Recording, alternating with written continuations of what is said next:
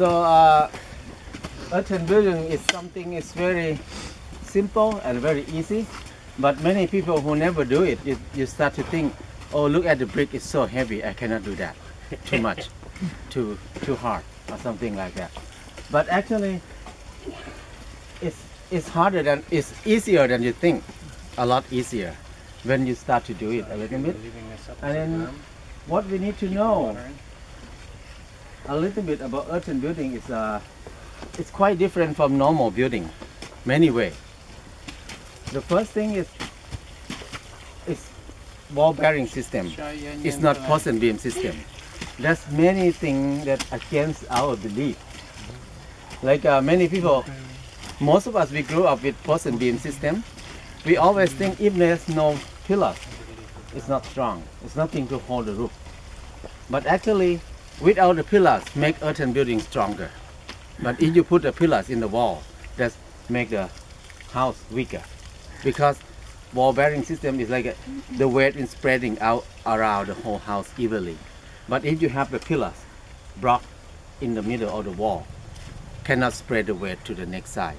It's like a piece of plywood standing like this. It can fall anytime easily.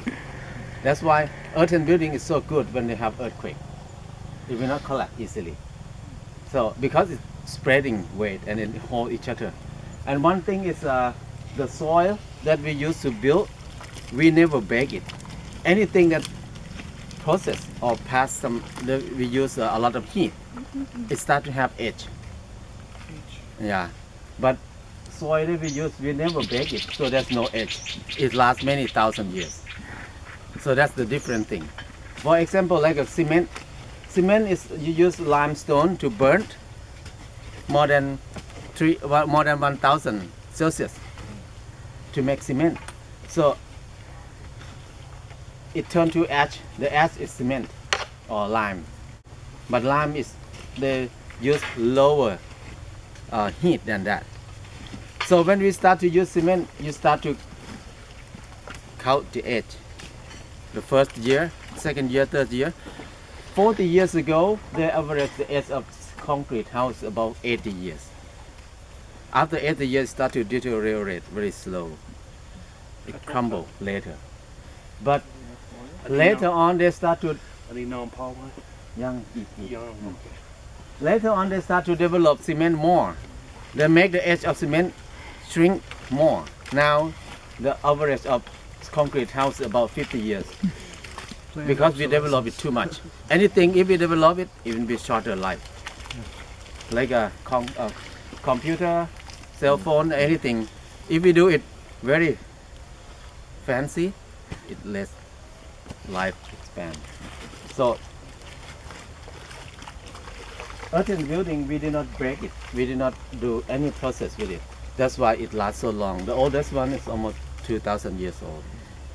And then earthen building is good in most of the conditions in the world.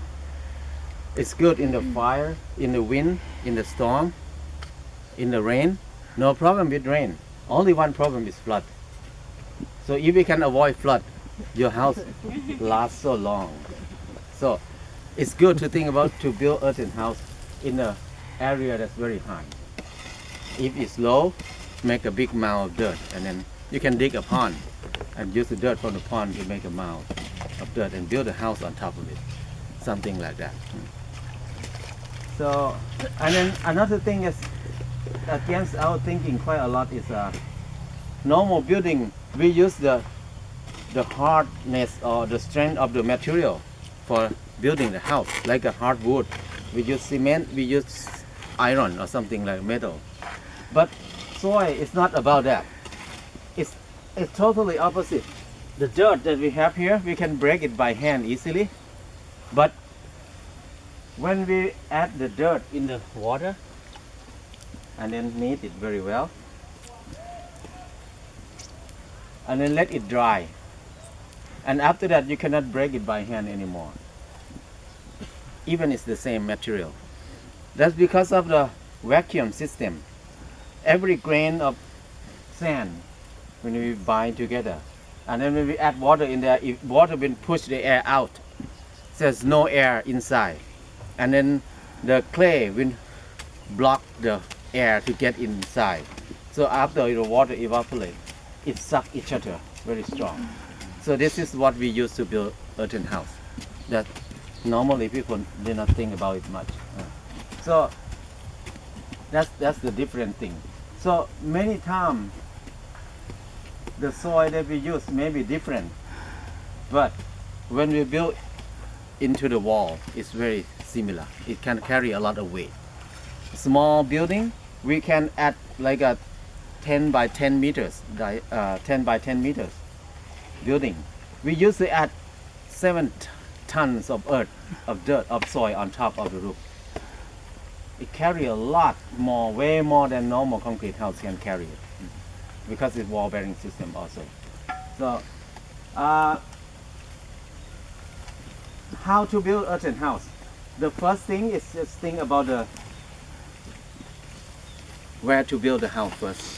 When we select the area to build the house, the first thing we need to think about is flooding or not that area.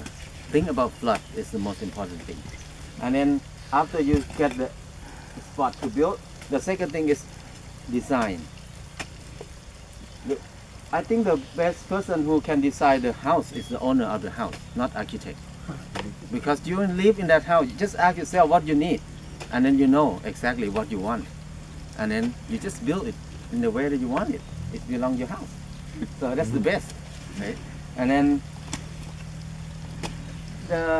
how to design the building. You can design anywhere, anything, because earthen building can do anything like a concrete house, or even more than concrete house too. So it's up to you. How do you want to design? You can do whatever. And after that, it's about prepare the location, like when we flatten the land and then we mark the area, and then we can make a foundation.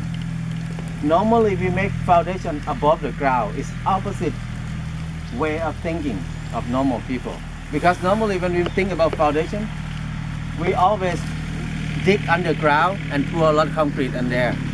But earthen house is opposite way, because we make the foundation just to prevent termites and water. That's the main thing, not for the strength of the house. So we always build the foundation above the ground, on top of the ground, not under the ground. Because if you build under the ground, you cannot prevent termites. Termite is the main problem in Thailand and in many countries. So the way that we make the foundation, mainly we don't want to spend a lot of money and we lazy to work too much. So we use brick as a form. So many people use a metal form, use a wood form like that. When you work with it, you need to move it out, move it in. Too much work. We don't like that. So we use brick stack like this.